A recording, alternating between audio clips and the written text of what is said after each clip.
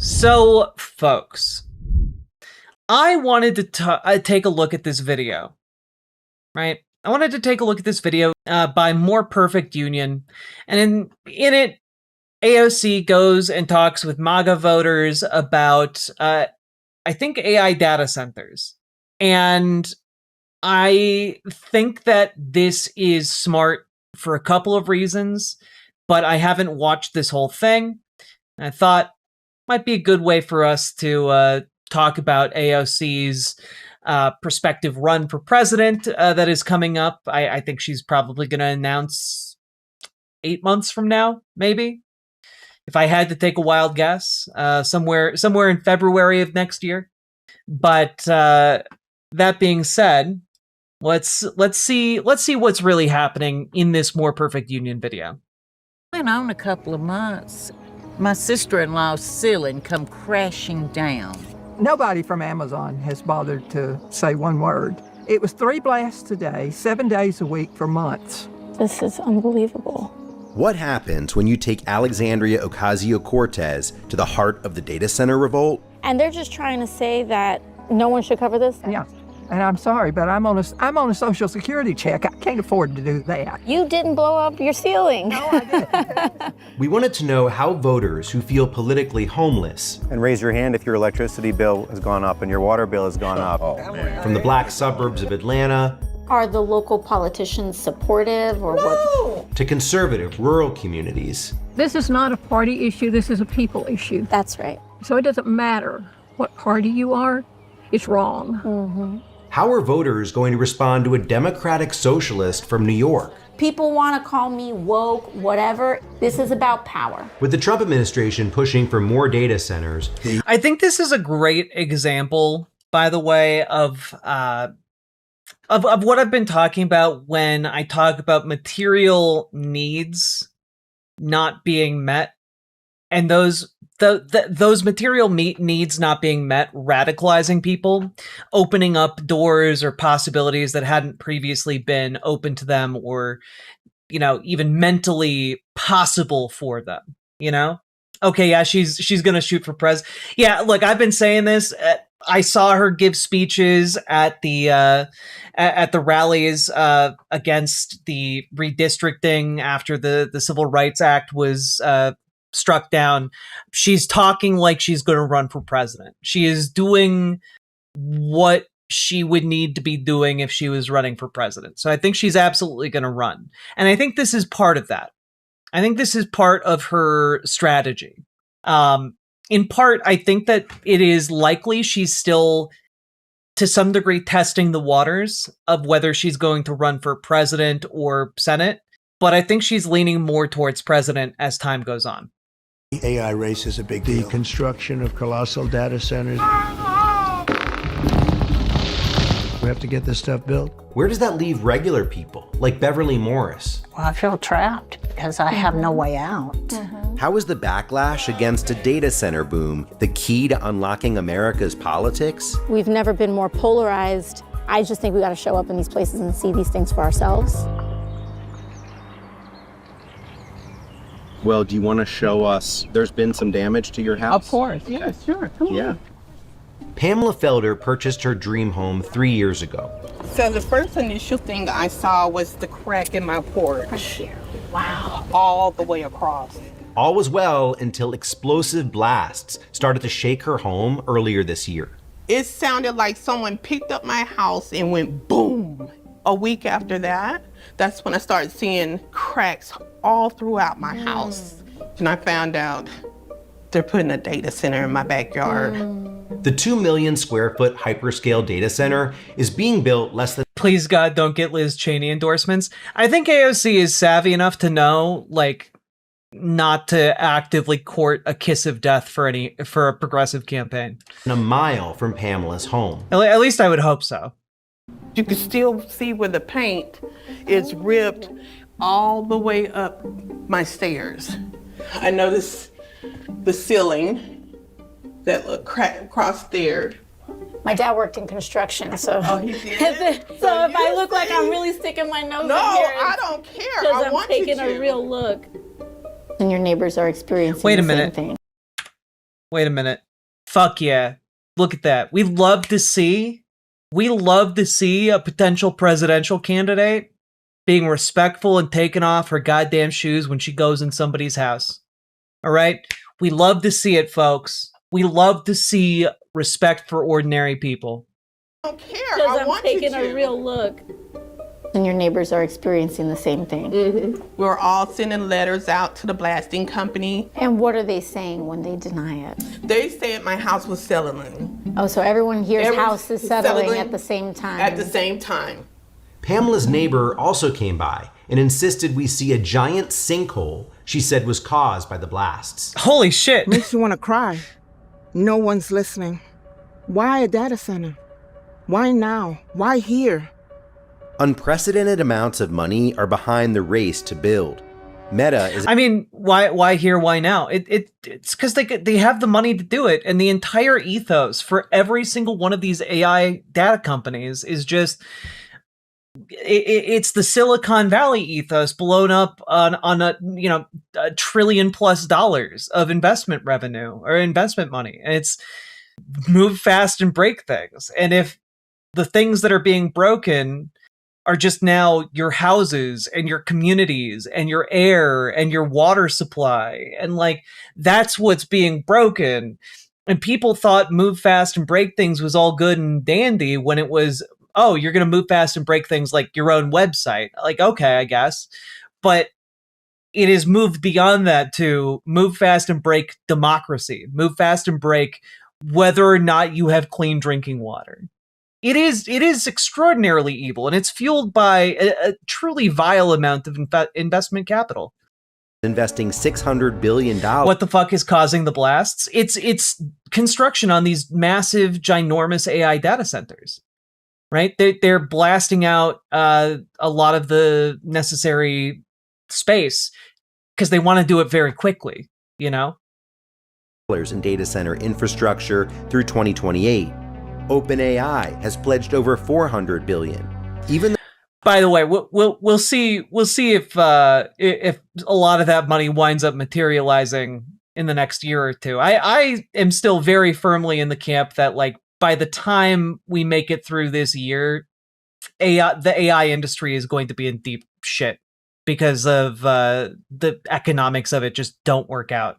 The economics of AI absolutely does not work. Like it so doesn't work. It's actually comical. And like they keep talking about it. They keep talking openly about how it doesn't work. Also, just want to say a huge thank you to Anime Sidekick Gal for the 20 gifted memberships. My goodness. Thank you so much for supporting the show. Thank you so much for allowing me to do what I do. I very, very, very much appreciate it. Thank you so much. But one of the things I'm going to bring up, many of you know I have been sitting on just a massive, truly massive AI episode for quite some time here. I'm going to play this during that segment, but it's worth playing for you guys right now specifically. I think like America needs to have a very strong open source strategy. And in the absence of that, even if there's no technical limitation of using a KME model within your environment, I think there's going to be a certain level of restrictions, and you need to have a good, strong investment in open source in addition to proprietary models that are out there. And I think NVIDIA is doing a good job right now with NeMo and the entire portfolio that they're investing in. And by the way, in the past 96 hours, a lot happened in that entire domain. So like new image model came out, new video model came out, new language models came out. I do think that that's going to be a self-propelling thing because there's going to be enough demand signal here. Right now what's happening is the costs of tokens are far higher than the actual value that these tokens are generating at scale. And so what ends up happening, and the big risk in the market is if you don't create an equilibrium there, then people just pull back on using tokens, and that's actually not good for anyone. Yeah, so that last part there is absolutely damning. I'm going to play it again here, right? new image model came out, new video model came out, new language models came out. I do think that that's going to be a self-propelling thing because there's going to be enough demand signal here. Right now what's happening is the costs of tokens are far higher than the actual value that these tokens are generating at scale. And so what ends up happening, and the big risk in the market is if you don't create an equilibrium there, then people just pull back on using tokens. And he's out there saying straight up, the value generated by tokens is way less than what it costs us to make those tokens. And tokens are now the currency used in order to query large language models, right? So you get a certain amount of, if you're a company that pays an AI company, you get a certain amount of tokens to then use with these advanced AI models. So what he is saying here is that it costs the AI companies way more than whatever the value being generated by these token uses actually is. Like, it is truly bad. Yeah, no profits to share. Please buy more tokens and save us, you plebs. Exactly, Xendu. Thank you for the $5 super chat. But like, that's why tokens? Because it's the currency of like you can think of it as like the company script of the AI business model. What they're saying is the AI companies are massively giving away uses of their technology that costs them an exponential amount of money, right? And what they have been doing increasingly is saying, oh shit, we've been giving people basically unlimited queries on our system, and every one of those queries runs us up a certain cost. The reality is the cost to us is way bigger than what value companies are getting. So effectively, they cannot pass on the full cost of those tokens and the use of their technology to their customers because otherwise their customers would not use AI. That's what he's saying there. When he says people would pull back on token use, what he means is if you transferred the cost of what it takes to actually have AI function to end users like you or me or any large company that wants to embed AI into their systems, well, basically, no company is going to fully integrate with AI if they had to fully shoulder that burden, right? If you had to write a cookbook and it was just for your own personal use, you could maybe forgive a free AI model. This is just an example where you have no compunction about using AI whatsoever. I would never do this. But like, if say you wanted a cookbook, right? And you had just AI generate one. And then you use that yourself, and like maybe you accidentally like poison yourself, or you have like, you know, shitty tasting food, what have you.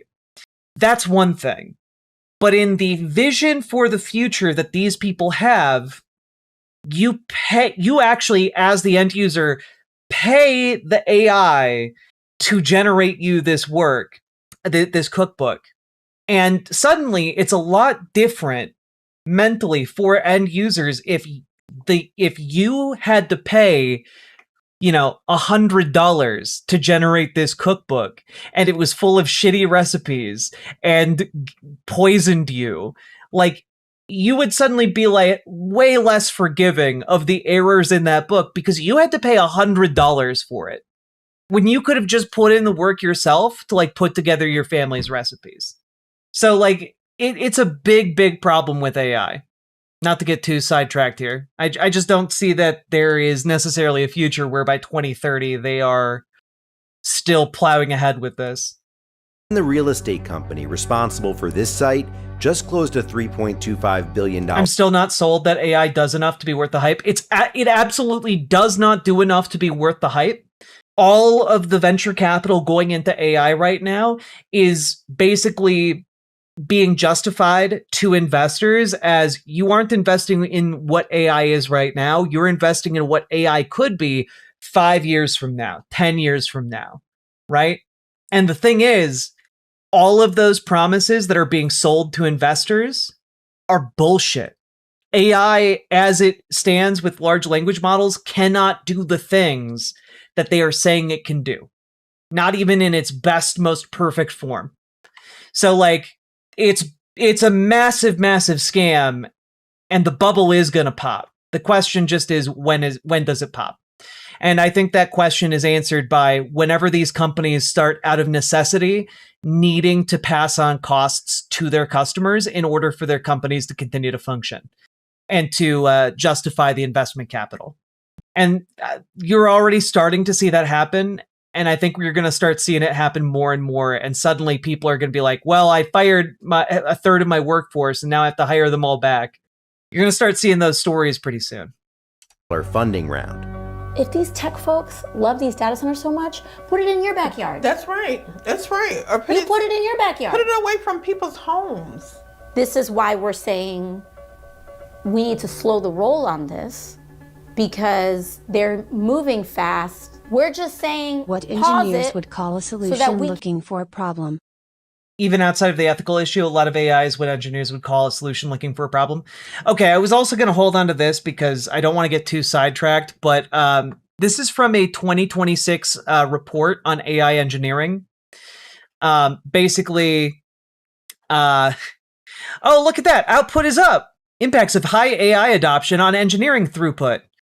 Wow, 66.2% more tasks, features shipped. Wow, 33.7% more things being done. Wow, pull requests. Whoa, PR merge rate per developer, 16.2%. Whoa, that all looks great. Let's scroll down a little bit further. Code churn. Plus 861%. Lines deleted to lines added per quarter for merged code. Basically, what this says is that by using AI, sure, you're shipping code faster, you're shipping features faster, but ultimately the amount of bullshit that is being put out by AI is massively, massively accelerated, which then in turn leads to colossal problems on the customer end. A 242.7% increase in outages or security breaks or failure towards customers, which means you put all of your customers at risk when you adopt these AI features being shipped out. You put all of your data at risk. You like the vulnerabilities being put out there by AI because people think like, oh well, if I just prompt it to not make mistakes, it won't make mistakes. Fivehead, like this is not a sustainable thing, and this is like the best case scenario for AI use right now. Models that can't provide the value they claim running on hardware that doesn't exist in data centers that have yet to be built utilizing infrastructure that isn't capable of supporting them. Yep, absolutely. Exactly, Green. And thank you for the $10 super chat. A commenter 69 says, I'm a software dev. I refuse to use AI to generate code. Listening to ones who do feels like listening to people abusing amphetamines go on and on about how productive they are now. Yeah, and that's the thing.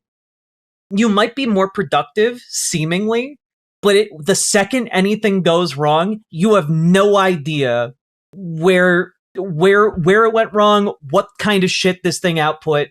You don't know how the code could be abused by a malign actor. Like, it is so much bullshit and so much vulnerability being baked into huge things right now. And we'll talk about that in the inevitable AI episode, but like, worth pointing out, this stuff is doomed. Sorry, let's get back to this. Can move forward in a more just way. That's right. In a fair way. Yeah, for everybody. For everybody. Yeah. You're welcome. Thank you for your... But far from the black suburbs of Atlanta is much Trumpier country, and the idea of AOC isn't as enthusiastically received. There's some really extreme liberal views out there. Before they met her, I asked folks what they knew about AOC's politics. just from an overall. The extreme liberal views, like, it's okay for men to marry men. It's Adam and Steve, not Adam and Eve. And when I think two men marrying, that's not what God intended. They weren't married. Adam and Steve never got married. They just loved each other. View, very fringe left. I'm probably a lot more conservative than she is. How are your politics evolving? And they're evolving. I'm not. Like, what is that? But like, evolving how? Please elaborate. Real impressed with the politics on either side. We first met Beverly Morris and her husband Jeff last year when they showed us how the construction of a 2.5 million square foot Meta data center is contaminating their drinking water, a charge which Meta denies. This is my cold water pressure in the kitchen. So you can see the sediment from the data center. And this is what's in all the pipes. Oh my God. They should be responsible for that, not us. Okay, I'm begging, I'm pleading, I'm vomiting, I'm throwing up. I want MAGA voters to understand, when you are voting for deregulation, shit in your drinking water is what you get. Like, there are regulations that prevent your water supply from being contaminated.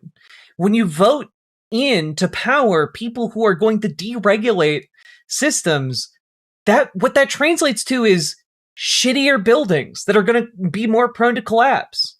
What it translates to is shit in your drinking water, sometimes literal shit in your drinking water. What it translates to is your schools closing down, your local hospitals closing down. What it translates to is you getting shittier care, shittier services, shittier food.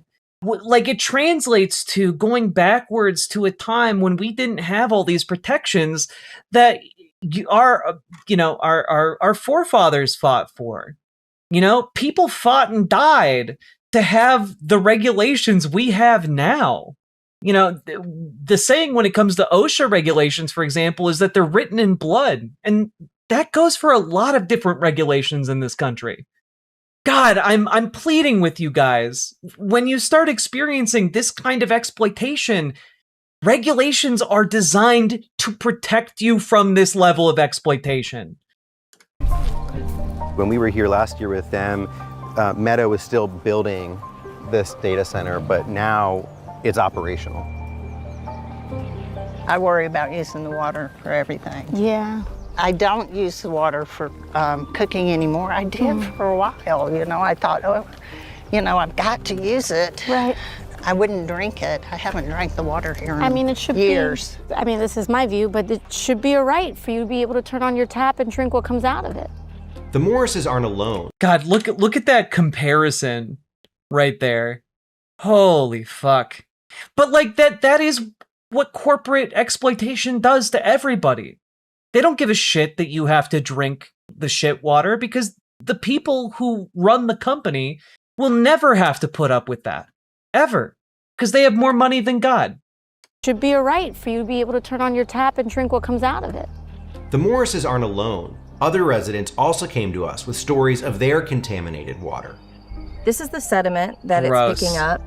The cold water pressure everywhere is pretty bad. You cannot take a shower and wash dishes or take a shower and fill up the horse's water. You just can't.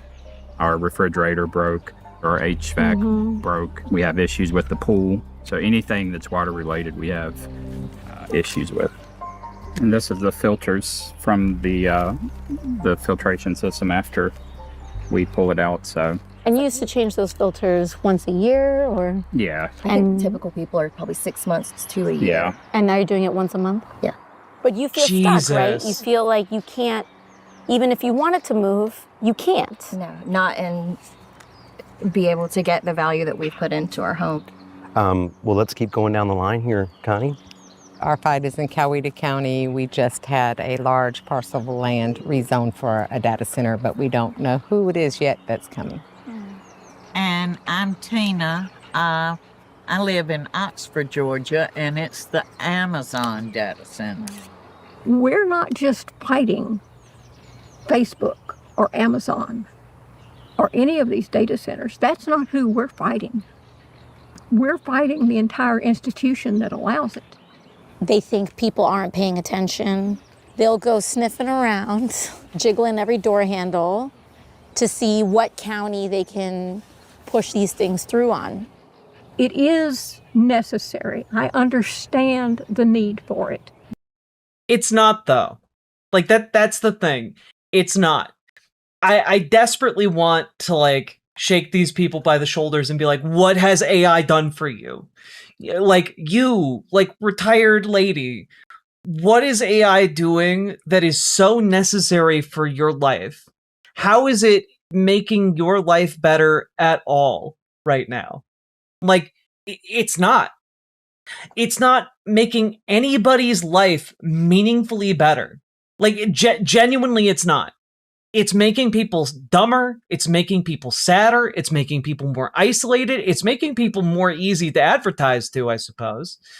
But, like, I don't think that's necessarily an upside for us. The upsides in AI are all entirely for corporations.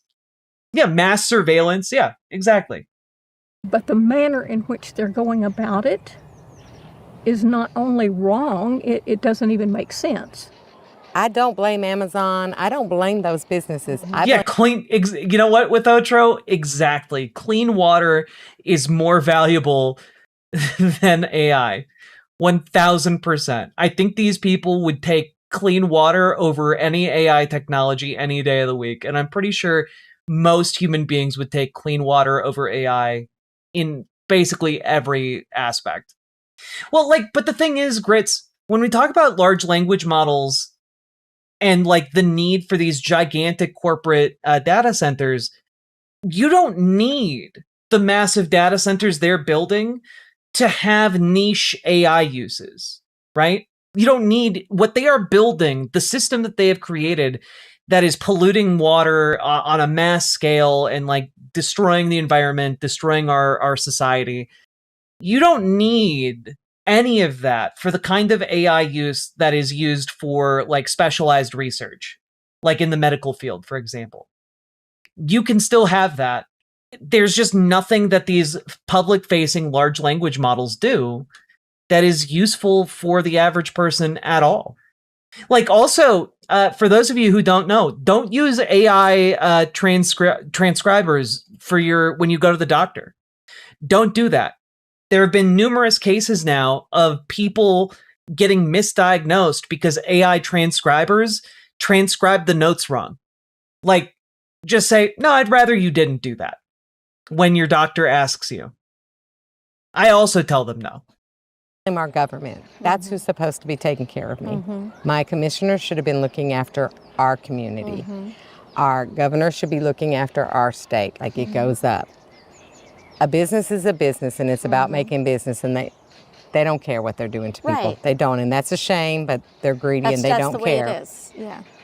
We appreciate you taking the time to come hear about it, because until someone at a national level gets really serious about it, nothing's going to happen. We should be starting congressional investigations on the effect on these and figuring out with precision how we protect our water supplies, how we protect your power bills and water bills, and keep people from getting sick. 50 miles away from the Morrison. See, what's interesting about this is that AOC in this video so far has not really said all that much. And I have a theory as to why that is. Is a group of residents successfully... But I want to finish going through this video first. ...pushed for a moratorium on a 95-acre data center project. Now, wait a minute. Where do I know you from? I'm a congresswoman from New York. Oh, come on. Yeah, you my girl. You know, We organized because we know what we want in our community. And they did not anticipate that when they had the Board of Commissioner meeting, that hundreds of us were going to show up. They couldn't deny us. They had to stop and say, wait a minute. Across the country, more than 50 local data center moratoriums have already been enacted, with dozens more proposed or under consideration across the US. But this patchwork approach has left a lot of communities vulnerable. We're in a neighborhood that's in unincorporated Clayton County, but just over the fence line is the city limits of Forest Park, and that is where the facility is being built. Wow. Okay. All right. Jesus. So the count. Like, it's truly apocalyptic. Like, the line of life and liberty over here, and then just, like, absolute devastation. County has a moratorium. Yes. But the city does not? Correct. Wow. And so the city, even though the city's inside the county, Correct. it's not covered. Hoo-wee. Yes. All right. Talk about a loophole. Yes. For now, the local fight continues.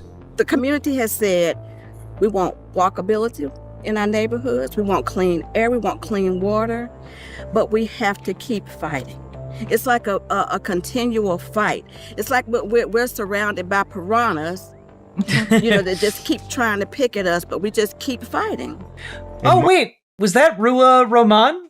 I think it was. Yeah, I'm pretty sure. That would make sense because she's running in Georgia and we're outside of Atlanta. That would make sense. Keep fighting. Cool. In March 2026, AOC and Senator Bernie Sanders introduced legislation at the federal level called the AI Data Center Moratorium Act. It's both a response to growing opposition to these facilities, but also about the need to establish a nationwide policy about their construction. Our responsibility is to take care of people, and that is what we're here to do today. Why are you dressing up, dude, when nobody's watching? Let me just take a quick look at the numbers for how many people are watching at this particular point in time, just because I'm curious. Okay, on YouTube alone, we have around 410 people watching right now, and on Twitch, we have another 124. So around 535-ish people are watching right now. So I think dressing up is a bit okay in that regard. Proposing as a national moratorium. Yes, and it's it's not the same thing as an outright ban, but it's saying we need to meet some basic protections for people. We need some guarantees on your water, on the air that you breathe. We need to make sure that the jobs that stand to be wiped out, that there's a plan for that, and we're not just leaving people, out to dry. And we need to just have some really basic common sense protections for people. The bill would require a building moratorium until the federal government passes laws mitigating job losses, preventing utility rate hikes, and establishing environmental protections, among other things. Which, by the way, will all incur additional costs on AI companies, right? One of the reasons they're moving fast and breaking things is because they're hoping that they're going to make a breakthrough that achieves profitability first for their particular company when it comes to AI. And it also, by moving fast and breaking things, means that they don't currently have to protect the environment. They aren't currently being charged the full amount for utility hikes in the region. And so they are doing everything they can to try and keep their costs as low as possible while pumping the most money imaginable directly into the industry, right? And so, the reason they move fast and break things is because it's actually cheaper when they do that. Like I said earlier, when not given nice power deals, a lot of data centers pull out, like with my employer not giving good energy prices for new data centers. Yep, 100%. Because what they're looking for, they're like vultures. They're looking for the poorest places that are the most easily exploitable. Like they are deliberately seeking out those places. The question is whether this is enough to persuade conservative voters to support someone far across the political aisle. Now, this is what's so interesting to me, right? Like, More Perfect Union kind of closing out this video being like, would these voters support someone far across the political aisle like AOC? Do you think that people here could get behind someone like AOC and her ideas for AI and data centers? I think they would get behind anyone who was going to fight for their rights to clean water and to live their life without dealing with this. Now the tide on this is starting to turn. The politics on this, because everyday people are starting to catch on to what's going on. She may be on the left, but on the data center issue, seems more centered and genuinely concerned about people. And that's refreshing to hear. How do you wrap your head around addressing this at the national level? We need to put people first, and we need those protections to be ironclad and guaranteed before we can have a conversation about what does and doesn't get constructed. Do you think that this is an issue that could maybe pull our country together? I don't know if it's going to pull our government all together. It's pulling the people together. If there's a chance that anything can be done, I feel like she is going to be the one to do it. Days later, AOC showed Beverly's water samples to an EPA water official testifying before her committee. I have a jar right here.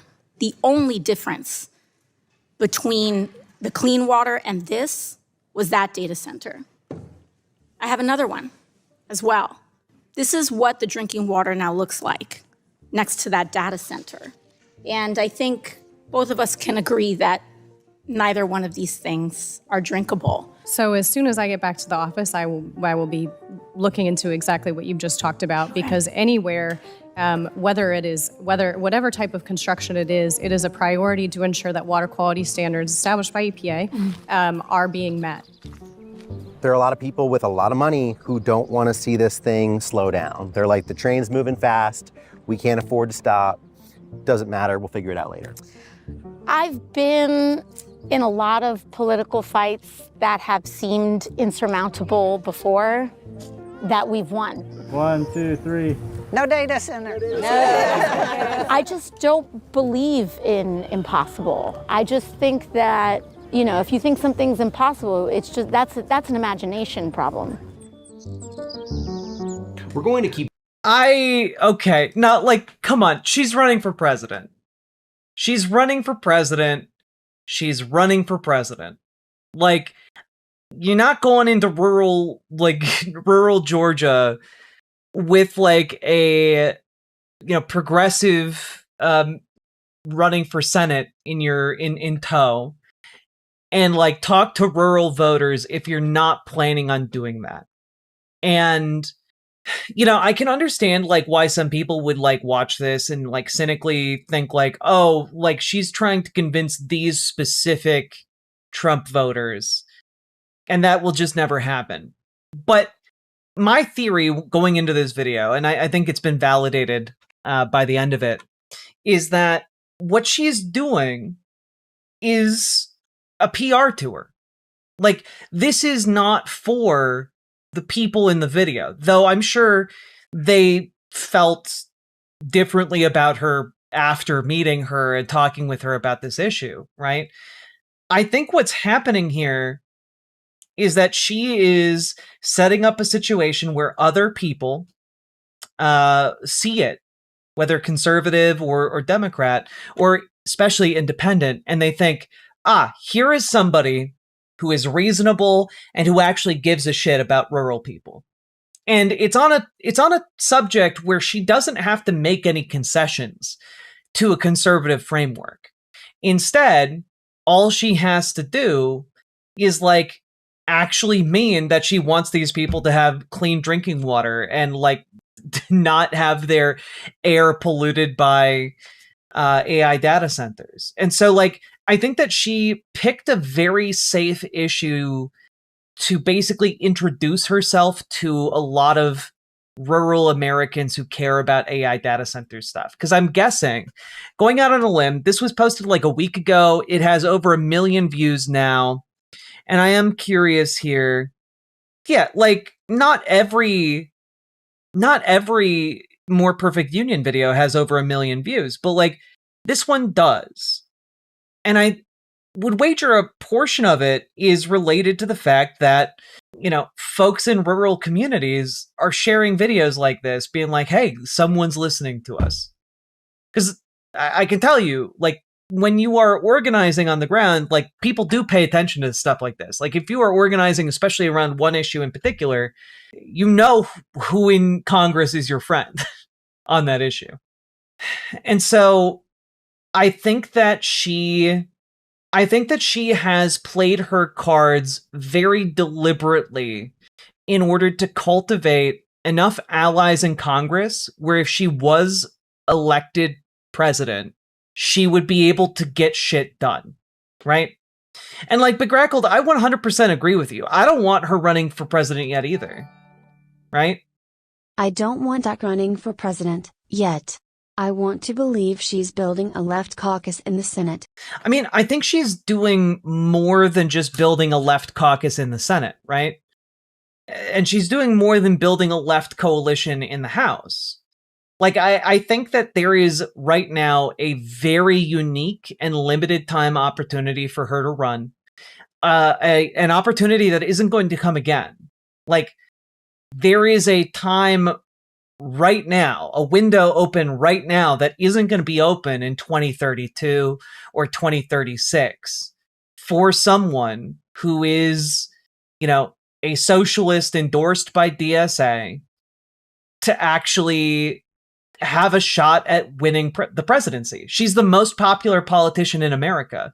And the only reason I can think of that she has played things so cautiously is because she wants to be the first socialist president of the United States. And I think that she has the ability to do that. And I think she has the intent to fulfill promises.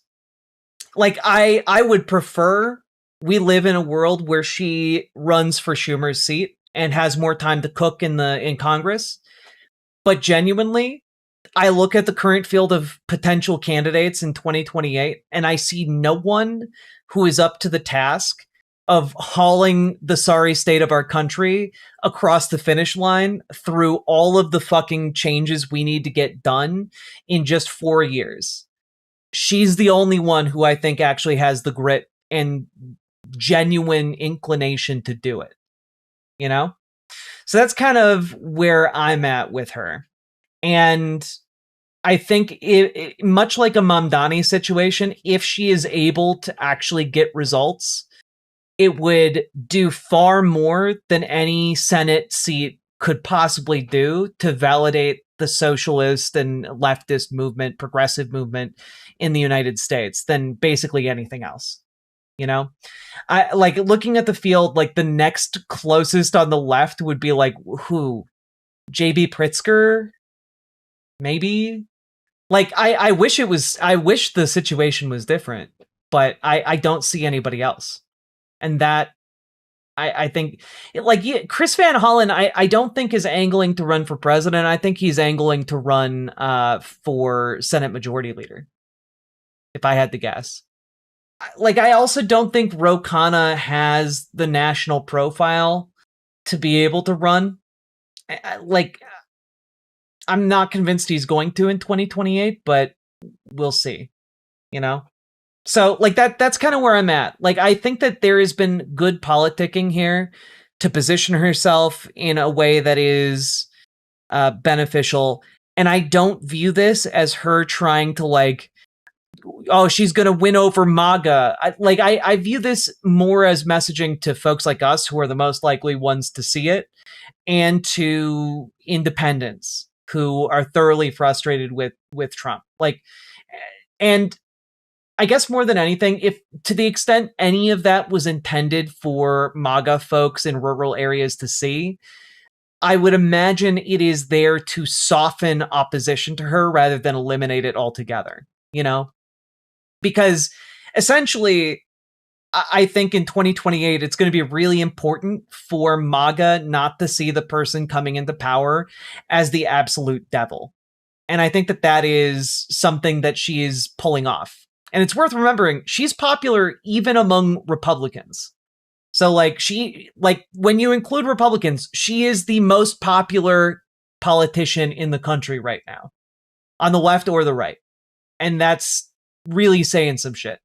So I think I think that's kind of where I'm at with what this was meant to do. You know, they don't have to like her, but they just have to be convinced that maybe she's not the devil and is going to be doing her best to like get them clean drinking water. I don't think Jon Stewart wants to be vice president. I just don't think he does. And I honestly, I'm not as sold on the Jon Stewart for president idea, I guess. AOC is Tallaricoing. I think that might be a good comparison to make. Yeah. So anyway, I thought that was interesting. And if you thought it was interesting, hit that like button, hit that subscribe button, and leave a comment. Let me know what you think about AI data centers or AOC for president, all that stuff. Also, what's not to like about Jon Stewart? He's good to veterans and all that. Jon Stewart, I think, is more centrist on a lot of political issues than a lot of folks might like. I think a lot of people give him a lot more credit on his politics than I personally would like in a position of power. But that's, that's my take. I don't hate Jon Stewart. I think he's a better comedian and a better analyst than he is a politician. How funny would it be if Joe Biden ran again? It's impossible. He'd break his ankles. But all that being said, if you got anything out of this, like, comment, subscribe, and also get organized, folks. Join your local Dems. Join your local DSA. We need folks doing door knocking. We need folks doing phone banking. We need folks doing text banking. We need people doing research. All right? We need people getting involved because we are right on the edge of going into those midterms. And the primary season it's starting to wrap up in a lot of places. So folks, get involved. Make your local Dems farther left. Make them more progressive. Kick out those centrist, sold out politicians. Get those APAC politicians out of there. All right. You can do that when you get involved on the local level. All right. And also join your local DSA. Make it more effective. Model your local DSA off of the New York City DSA. We can get shit done, but we got to work together and we got to organize. Okay. And if you need help getting started doing that, do reach out. Join our Discord, !Discord in any of the chats. Reach out to Dragonfly for help organizing your local Dems, and reach out to GamerG for help organizing your local DSA. You guys, they also have years and years of experience organizing within those respective organizations, and they can help give you tips and tricks and advice on how to better organize in your chapter and your area to most effectively pull your org into effective leftist advocacy. All right. And last but not least, check out ImogeneOlivia.com. Gender euphoric lingerie designed from the ground up for trans femmes, tested with cis men, cis women, non-binary folks. It is sexy, comfortable lingerie that's non-tucking. Check it out, ImogeneOlivia.com. Link down in the doobly-doo. Let's keep on going. Riverboat Jack is coming to town. All the viewers gather round. Twitch and YouTube and switchy streams. All that content is bursting the scenes. Politics, being plenty more. Your sense of fashion you'll adore. So grab your stuff and hop aboard. We're going straight to Jack's Discord.